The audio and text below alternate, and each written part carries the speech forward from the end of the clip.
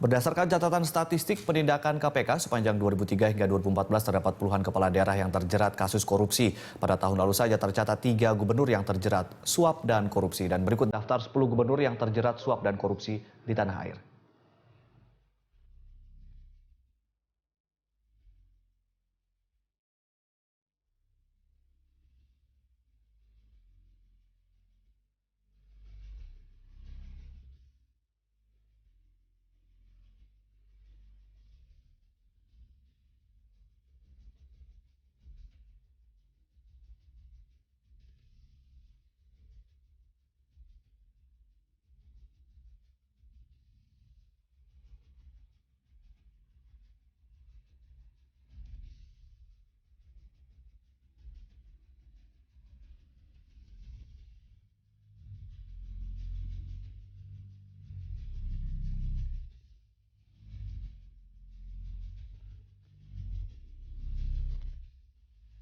Ya, kita kembali diskusi, Pak Pri. Ini 10 kasus korupsi seperti tidak ada takut, seperti tidak ada jerahnya begitu. Apakah kemudian ini memang orang-orang seperti Pak Agus tadi, saya meminjam istilah Pak Agus, orang mau menjadi kepala daerah karena memang niat mau jadi korupsi, niat untuk korupsi. Apakah ini kemudian memang menjadi bisnis tertentu sehingga kalau ketangkap ya resiko, kalau misalnya tidak tertangkap atau lolos ya syukur-syukur begitu, untung begitu. Itu seperti begitu realitanya, Pak? Ya, bisa ada yang gitu, ada yang tidak. Ada yang tidak. Ya. Tapi mestinya niatnya ada dua lah yang baik. Ya. Ingin membangun wilayah, tapi karena tahu di situ ada duit ya sambil lalu dia mencari nafkah. Jadi permasalahannya adalah ingin jadi gubernur itu untuk cari penghidupan, bukan pengabdian untuk membangun suatu wilayah. Itu menurut saya. Oke, Pak Pri, ini kan kalau kita runut juga beberapa kasus gubernur beserta istri atau pasangannya begitu. Ya. Kemudian godaan tidak hanya datang dari luar, tapi ini juga dari dalam. Kalau pengalaman Pak Pri sendiri bagaimana kemudian menghadapi kasus-kasus ini? Nah, bukan pengalaman, saya belum pernah pengalaman. Tapi yang jelas kalau saya ngikuti yang ketangkep dan hubungan saya dengan teman-teman Wagub dan gubernur waktu itu. Ya tidak bisa dikebiahuyah gitu. Tidak bisa disamaratakan. Ya, ada juga istri gubernur dan wagub yang baik ya ada. Ada istri gubernur juga lebih di atas gubernur, mimpin proyek juga ada. Ya macam-macam lah, nggak bisa dikebiahuyah. Gitu. Apa yang membuat kemudian nanti kepala daerah ini jera begitu untuk melihat kasus-kasus ini? Karena sepertinya berulang terus-menerus gitu, Pak. Sebenarnya kalau jera itu kan hukum sudah ada ya. Selama hukum itu ditegakkan benar dan banyak yang ditangkap, ya, itu saya pikir akan jerah. Persoalannya saya tadi, Mas Tama tadi katakan, yudikatifnya, penegakan hukum, pengawasan internal maupun eksternalnya itu kurang menggigit. Gitu. Masih banyak yang lolos. Jadi dianggap aman-aman saja. Gitu. Oke. Jadi cuma spekulasi, ya, kayak dagang tadi Mas katakan, untung-untungan. Untung-untungan. Oke. Untung-untungan. Oke, kita ke Mas Tama. Mas Tama, ini masalah pengawasan atau memang masalah moral pejabatnya? Nah, yang pertama tadi mungkin dari Pak Agus menarik sekali ya. Bagaimana kemudian ada ketika memang ada partai politik yang digunakan sebagai sarana untuk melakukan korupsi, itu sebetulnya juga bisa diproses. Itu kalau kita menggunakan undang pencucian uang. Itu sebetulnya ide yang sangat bagus. Nah, kemudian yang kedua, kita baru masuk ke soal soal mental ya. Kalau yang saya lihat pendapatan kepala daerah kan itu sangat besar sekali kan. Ya saya besar sekali tidak, mungkin nanti Pak Pri bisa menjelaskan soal artinya tidak kekurangan uang lah ya? Artinya tidak dalam kondisi yang kekurangan. Yang saya lihat tentu ini bicara soal keserakahan dan mental. Nah kemudian justru yang kita lihat lebih dari soal kerakusan dan keserakahan, saya melihat ini juga ada momentum-momentum politik ya. Kita lihat kecenderungan penggunaan dana bantuan sosial menjelang pilkada. Nah ini yang kemudian terjadi hampir di setiap tempat. Ketika dia menjelang pilkada, pasti anggaran untuk dana bantuan sosial dan hibah akan membesar. Dan kalau kita mau agak serius ya, menelusuri kepada siapa uang itu diberikan, ada beberapa pilihan. Yang pertama memang betul-betul kepada masyarakat. Ini yang normal. Yang tidak normal biasanya akan diberikan kepada konstituen dalam tanda kutip. Bentuknya banyak. Bisa kemudian konstituen tersebut membentuk lembaga-lembaga sosial sendiri. Kemudian juga ada juga misalkan datang diberikan kepada kerabat, keluarga dan lain sebagainya. Bahkan misalnya ada beberapa yang ekstrim itu dibuat menjadi fiktif misalnya. Seolah diberikan padahal masih di dia. Artinya Mas Tama, menjelang pilkada saat ini, sudah menjelang pilkada, ini sudah ada pergerakan-pergerakan arus modal begitu ya? Betul, harusnya kita makin hati-hati terhadap kepala daerah. Kenapa? Karena ada pilkada serentak di bulan Desember nanti. Makanya kemudian upaya-upaya fundraising dalam tanda kutip kita harapkan itu bisa dicegah dari sekarang. Gampangkah dicegah? Ini memang sangat berat ya, nggak mudah. Kita lihat persentase kepala daerah yang kena. Memang banyak yang diproses, tetapi kalau melihat jumlah kepala daerah Indonesia kan ini kan juga sangat banyak sekali. Nah, kemudian berikutnya baru kita masuk tadi ke soal apa namanya, ini kata oleh Pak Pri tadi, menarik sekali Pak Wakil Gubernur menjelaskan soal fungsi pengawasan di yudikatif. Kenapa? Karena ini pangkal masalah untuk kasus yang sekarang sedang kita bahas. Hakimnya juga. Betul, tertangkap tangannya salah seorang orang dari kuasa hukum gitu ya, kemudian dia memberikan sejumlah uang, kemudian KPK menangkap. Dari situlah kemudian berkembang segala macam kesaksian.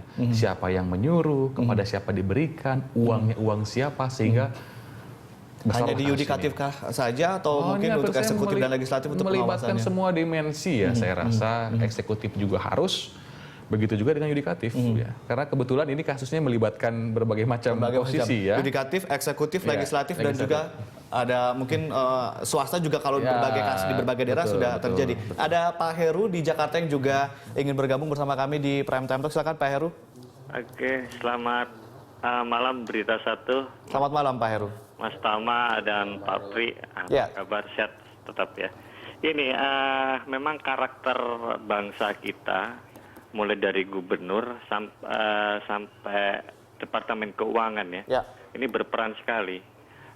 Bisa nggak kita petakan dulu nih, setiap dana bansos itu kan dari Departemen Keuangan ya, kemudian ke provinsi. Nah, kenapa setiap dana yang disetujui oleh Departemen Keuangan itu berdekatan dengan tadi pilkada, berbagai macam kegiatan yang untuk pemilihan kepala daerah. Itu satu. Yang kedua, saya ingat waktu zamannya Pak Pri dengan Bang Kumis ya waktu itu, saya ingat sekali ada kebijakan berkaitan dengan pada saat itu mau pilihan gubernur DKI. Itu Bang Kumis memberikan satu terhadap guru itu TKD. Nah, itu satu. Udah itu belum kartu Jakarta Pintar bukan. Itu untuk anak-anak sekolah. Itu saya ingat banget itu, sehingga itu dimanfaatkan oleh, mohon maaf nih, pendukung incumbent, atau waktu itu kan dia dari wakil ya, Pak Foke itu jadi wakil, dia mencalonkan jadi gubernur. Nah, itu dimanfaatkan sekali oleh institut di bawahan mereka, itu memanfaatkan sekali itu untuk di pemilihan itu. Saya tahu sekali itu, mengalami sekali itu. Nah, jadi memang karakter bangsa kita memang ya mohon maaf, harus kita benahi dulu ini. Apapun kebijakan, apapun pengawasan, yudikatif itu nomor 3 lah. Baik, Pak Heru, artinya bahwa Pak Heru ingin mengatakan bahwa kebijakan kemudian dimanfaatkan oleh petahana untuk kemudian mengelola dana untuk kepentingan pribadinya, begitu ya Pak Heru ya? Baik, terima kasih Pak Heru telah sharing bersama kami di Prime Time Talk. Kita ke narasumber kita. Ini sebetulnya kebijakan yang memang dimanfaatkan atau jangan-jangan yang pusat juga kecipratan dana, Pak? Artinya ada uang balik ke atas gitu? Enggak, ini yang mana ini? Ini yang kemudian kebijakan-kebijakan yang kemudian kenapa Kementerian Keuangan selalu berbarengan memberikan dana bansos dekat-dekat dengan pilkada? Saya nggak ngerti ya karena bansos dari Menteri Keuangan. Yang saya tahu hanya bansos yang tingkat pilkada. Saya belum ngerti itu yang mana itu yang pilkada tadi. Memang bagi incumbent yang akan maju itu taktiknya macam-macam. Kalau punya 7 saudara saja, selama periode yang pertama, 7 ini sudah diplot ke yayasan-yayasan atau organisasi-organisasi demikian yang suatu saat bisa dialiri dana bansos. Oke. Jadi melibatkan kerabat-kerabat. Bisa gitu ya? jadi. Itu modusnya. Konstituen juga bisa gitu. Sehingga sebenarnya bagi saya, kalau menjelang pilkada serentak seperti itu, Mendagri bilang tidak ada penggunaan keuangan daerah untuk bansos, titik. Untuk sementara ditutup. Oke. Kan nggak ada. Ya kan? Tapi kalau alasan daya serapnya lemah. Bukan. Maaf. Kalau dana bansos itu ya yang setara pada 100 ribu, 100 ribu ini tinggal bagi aja. 25 untuk membangun pengairan di mana, beli apa agar daerah yang masih belum dapat air bersih, dihabisin dong. Betul. Bukan terus sisa, bukan. Ya. Kalau itu dana bansos, sebenarnya kita jangan berkisar dana bansos, banyak banget pola yang saya katakan. Kebijakan seorang kepala daerah, apakah tingkat 1 dan tingkat 2, yang cuma bermodal ini sama pena. Itu benar-benar kalau nggak jeli, si aparat penegak hukum ini lolos. Pak Pri, apakah lingkaran kemudian korupsi atau pusaran korupsi di tingkat kepala daerah ini sebegitu masifnya, sebegitu besarnya, Pak? Dan sebegitu mudahnya kemudian melakukan korupsi? Menurut pengamatan saya dan pengalaman saya, iya, saya katakan gitu. Orang dulu cuma mengatakan korupsi di eksekutif, berkembang eksekutif legislatif. Tapi sesungguhnya di antara eksekutif legislatif ada pengusaha. Ya. Tapi menurut saya, mohon maaf ya, ini oknum lah maksud saya, oknum ya, tidak seluruhnya. Terus maksud juga oknum yudikatif, gitu. Iya kan? Mana ada yang tidak tersangkut, ya, aparat hukum tingkat pengadilan negeri, pengadilan tinggi, MA, MK, sekalang tun, itu ada cermin. Masif gitu loh. Ya, kalau kita tadi lihat komentar dari Pak Heru di Jakarta, Mas Tama, artinya ini korupsi itu dilakukan sangat-sangat kreatif, memanfaatkan kebijakan begitu. Kalau hanya pengawasan dan juga hanya mental saja, mungkin kayaknya sepertinya hanya klise begitu. Karena memang korupsi menemukan bentuk-bentuk baru yang lebih kreatif gitu. Itu bagaimana komentar Anda di sana? Ya sebetulnya kan begini, kalau kita lihat di Indonesia, kita coba cek semua kasus kepala daerah. Pertama soal aktor. Kecenderungan ya, dari tahun ke tahun itu di peringkat pertama yang paling banyak diproses ya. Saya tidak bilang yang paling banyak korup, tapi yang paling banyak diproses itu adalah level-level dia staff ya. Misalnya apa dia bagian keuangan, apakah kemudian dia bagian dari bendahara, atau lain-lain sebagainya, itu yang paling sering diproses. Nah di urutan kedua itu persentasenya juga agak besar adalah swasta. Bisa kontraktor, bisa kemudian dia adalah pihak yang dikatakan broker yang main-main proyek dan segala macam. Itu biasanya dua hal ini yang paling sering diproses. Nah kemudian pertanyaannya, apakah kemudian cukup lewat pengawasan dan segala macam? Saya rasa itu setiap lembaga punya perannya masing-masing. Kalau pengawasan bebannya ada pada pemerintah. Bagaimana kemudian Pak Jokowi kemudian dengan apa namanya perpresnya atau dengan yang lain sebagainya, itu fungsi penguatan di sana. Karena omong kosong kalau penguatan nggak dijalankan, ya walaupun tadi kata Pak Pri mengatakan semua butuh uang. Betul sekali memang. Tapi ini harus dilakukan upaya-upaya tersebut. Yang kedua, penguatan, contohnya penguatan apa nih? Iya, penguatan kapasitas ya, dari mulai skillnya, kemudian juga pilihan orang-orang yang tepat, integritas dan lain sebagainya, itu memang agak berat juga untuk dilakukan.